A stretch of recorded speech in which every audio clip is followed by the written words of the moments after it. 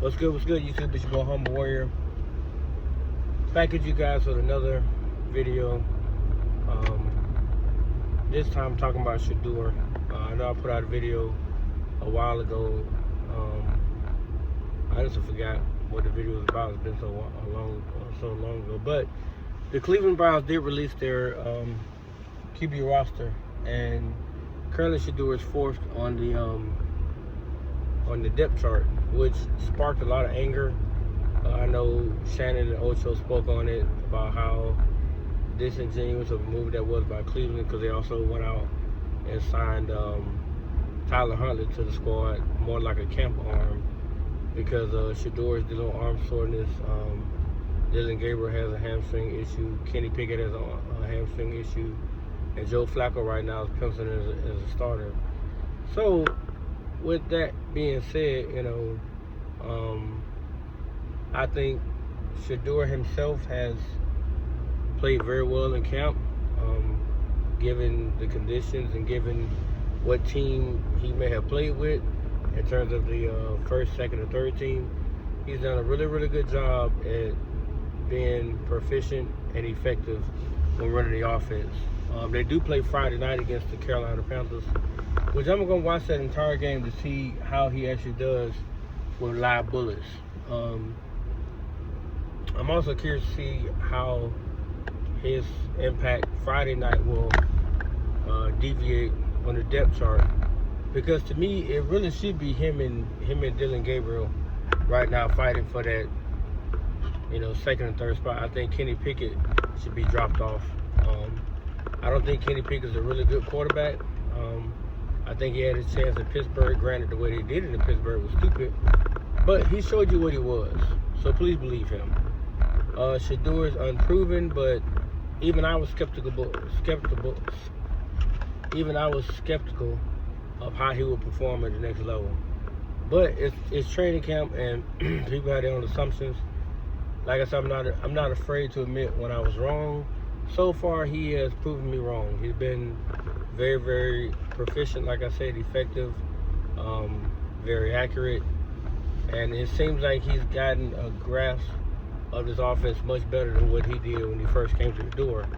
So he's earned his time on the field.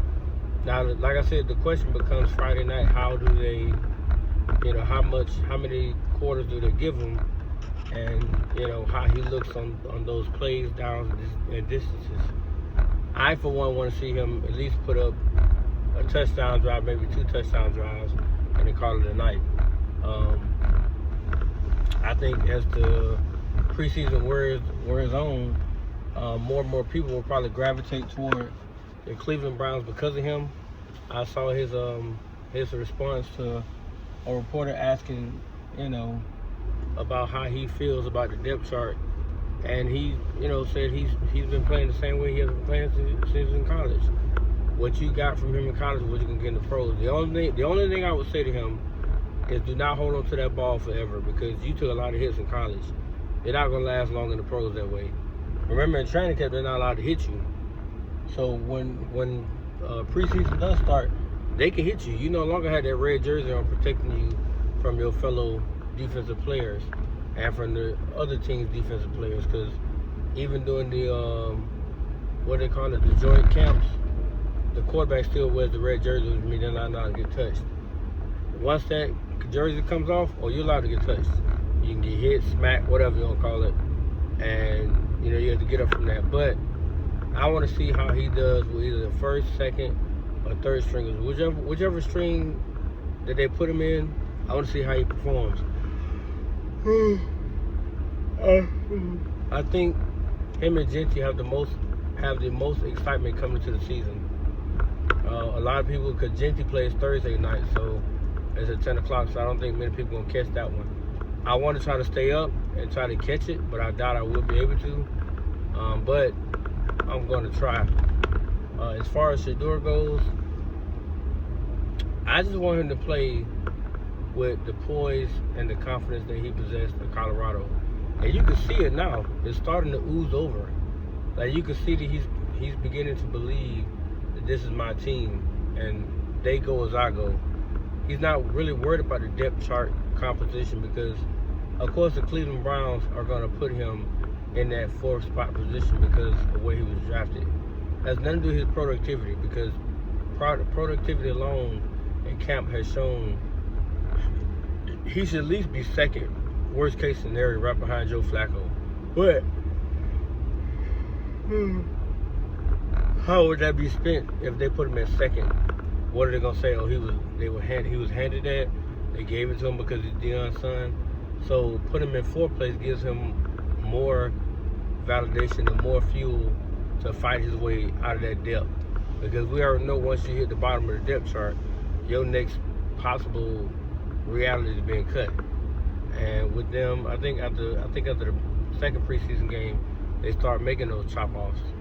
So it's like if he performs well against Carolina, and then he performs well the next preseason game, I'm almost certain he's gonna find his way. He's gonna find his way in position as a backup quarterback to Joe Flacco. And Lord and behold, if he can somehow put together a 3rd preseason where he's showing that he could be the franchise guy, he might find himself penciled as a starter week 1. It just depends. But I can honestly say that I'm rooting for the kid now, not because of who he is, but because of what he's had overcome. From draft night to all the speculation, all the noise and all this other kind of stuff, he's had to overcome a whole lot just to get to this point where he is now. So I would love to see him continue to elevate his game, continue to turn that notch up another level, and lead this team out of the abundance of mediocrity that has been dealing with for years. Like, when people think of Cleveland, they're like a punchline now. Nobody takes them serious. But if you ask me, I think with him and a few other guys, they'll come out of that. They will come out of that dumpster fire as pretty much better players. They would be able to see, hey, that he can actually help us win. And on top of that, I think that he's poised for a really good rookie year if they give him an opportunity. Again, he does have to beat out Dylan Gabriel, and he does have to beat out Joe Flacco, because I think Kenny Pickett will be the first quarterback gone. So that's just my opinion, though, guys. I mean, let me know what you think. How have you felt about his camp so far? And would you let him start as a quarterback for the Cleveland Browns? But that's my take, guys. I gotta get back to work, so you guys stay blessed, man. Peace.